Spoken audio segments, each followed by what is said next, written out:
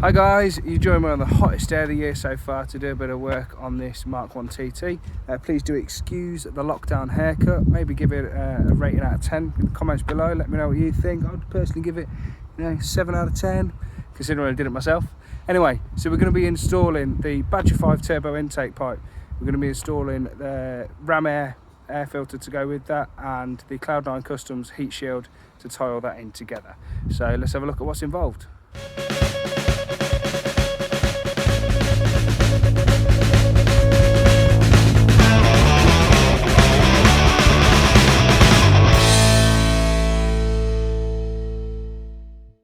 So here it is. This is the version 3 of the Badger 5 intake pipe. So what happens on the standard ones is they can collapse when they get old and flimsy, but also this is 3-inch the whole way through, all the way up to the turbo, which is for better airflow. Also to aid the airflow, we've got the Pro Ram air filter, which includes a velocity stack, and then like I said, we've got Cloude9 Customs heat shield, which is going to hold all that in place. So I've taken the battery cover off just because I was doing something else. We can ignore that. So you want to take it off anyway, because you need to be able to access this 10mm bolt there, this 10mm bolt there. So we can undo those, we can unclip the math, undo it there, and the whole airbox is going to come out.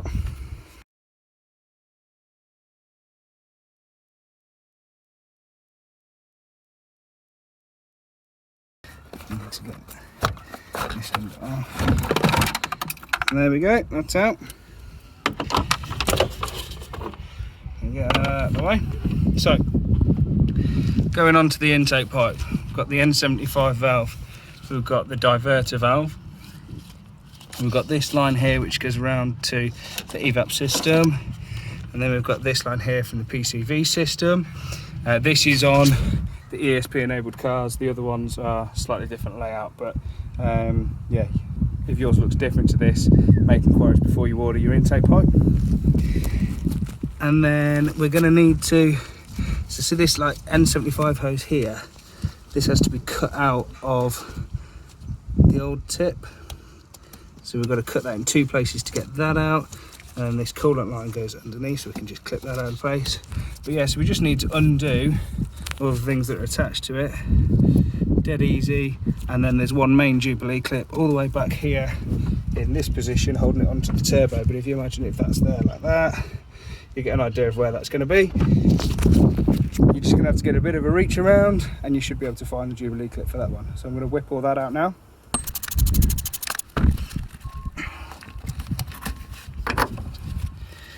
We've got one there. Mashy.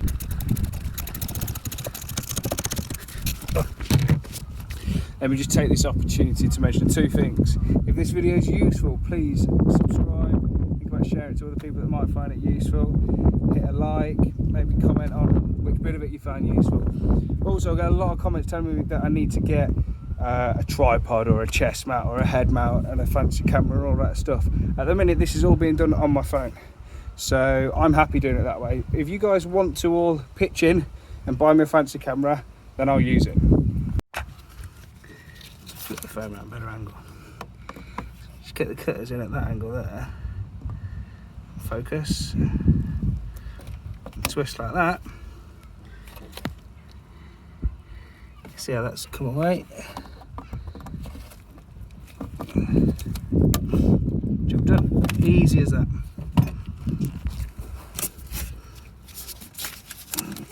Pull that out there. Now for this clip here, I'm going to undo the intake pipe off the turbo, so back here, and then once the whole thing's moved, I'll be able to get better access to undo that one. And once that's nice and loose, it is going to be quite stuck on there, so just bear that in mind.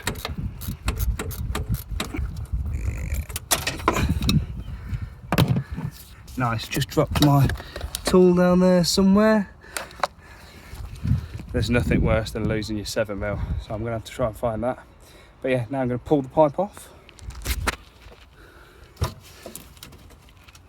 Just strong pull straight out this way.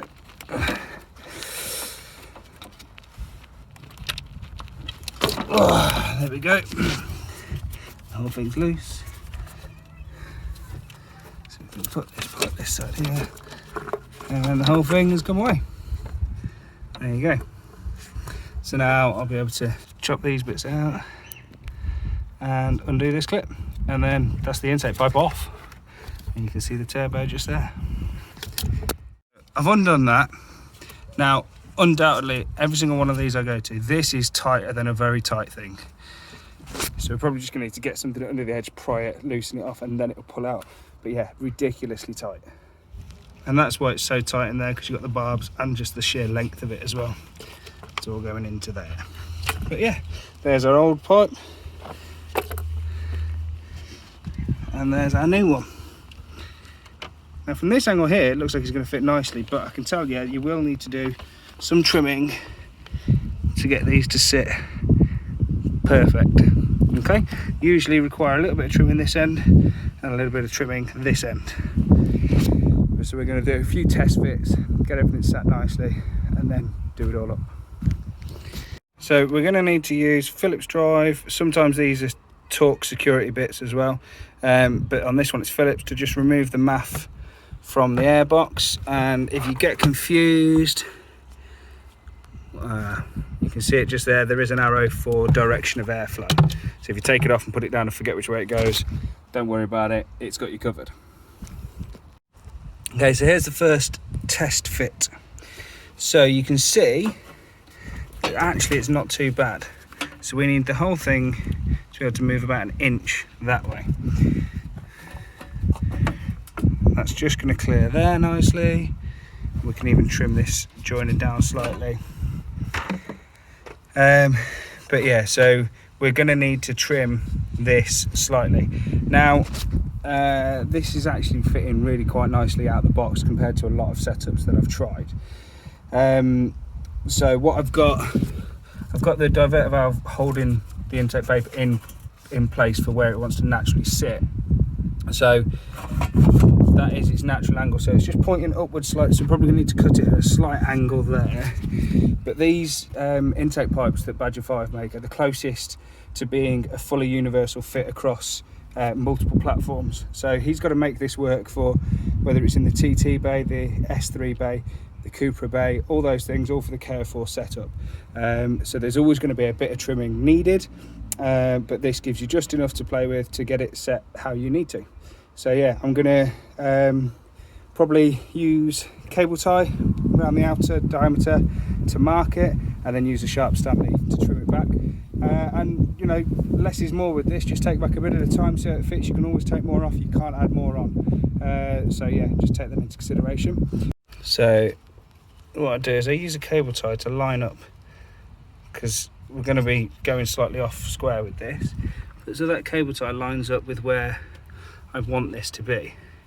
So I want to gain 1 inch, so I'm just going to take off 1/2 inch-ish at the top and see where that gets me. So tighten this there, and then, or you can use masking tape and things like that, but with this paint marker I can give myself a nice cut line all the way around. So this is how I cut these. I bend it like that and then saw it. Let's see if I can show you. So I'll end up, once it's bent, moving the blade left or right like that. Just gives it a nice smooth consistent cut. And there we go. Actually, the first cut, that's really good, because now once that's all clamped up, that is basically in line. So happy days, we're ready to do the assembly. This one will also need to be trimmed slightly to get the angle to get this in. Now what I do recommend is, if you can get some get like a 19, I think it's 19 mil, but a 90-degree joiner for that bottom piece, it will sit nicer, but you can make it fit with what's there. But obviously if you're installing like catch can and everything like that at the same time, it'll all tie in nicely. Yeah, it is very sweaty, isn't it? Comment below how many degrees you think it is. I'm going to take this 10 mil nut off here as well, get rid of this, just gives the the filter somewhere nicer to sit, but obviously depending on the filter that you choose, it's all going to sit differently, so that's down to choice.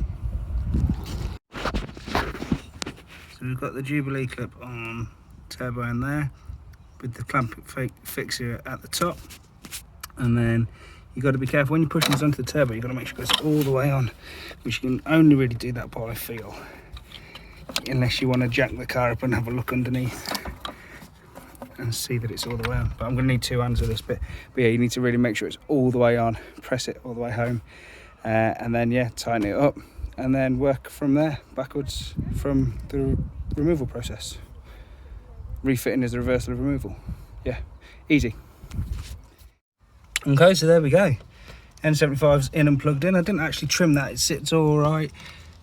The evap line sits all right, just kinked back up on itself, so that's okay. Diverter valve sitting okay, and that's not ideal, but it's not kinked, so it'll do. Fits okay. Obviously this is going to sit a little bit like that once it's on, but yeah, that's all ready. So now we can put the heat shield on. And so yeah, we've got the spacer piece. It's going to sit below here like so. So we're going to put this bolt through here, through the spacer, and into the hole there.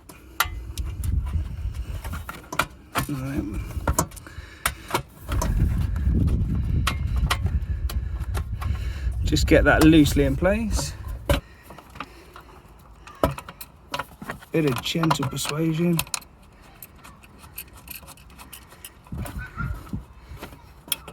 Beautiful.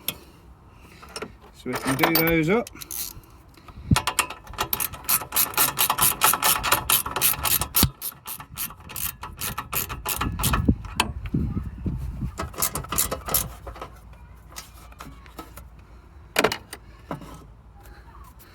And then you can see that's gonna, once we put the silicone joiner on, that's gonna all pull nice and tight. So I'm gonna trim this down. The reason this is a Creation Motorsports one is because Ram Air have run out of stock. They weren't expecting so many people to be working on their own car during lockdown, unprecedented demand for their product, and obviously all their silicone bits coming from China, and there's an issue with that. So yeah, I had the last one on the shelf at Creation Motorsports, so you might not be able to do this install for a little while stock has to be replenished.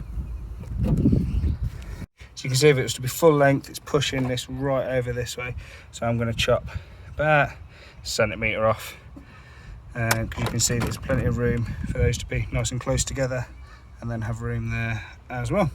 Can't forget about these bits, just to finish the look off. There you go. And there we go, installed. Perfect clearance there, perfect clearance to the bonnet, doesn't touch, I've made sure, because the bonnet's dirty, so if it did touch I'd have seen it. Yeah, there you go. So that's the Badger 5 intake pipe, the Cloude9 heat shield, and the Pro Ram, and that's the large size Pro Ram, and that all fits perfect. Of course, with any open filter you get a bit more noise.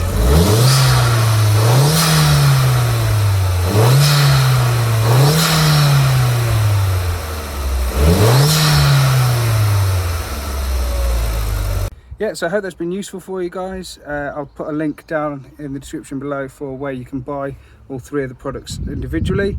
And yeah, enjoy. Cheers guys.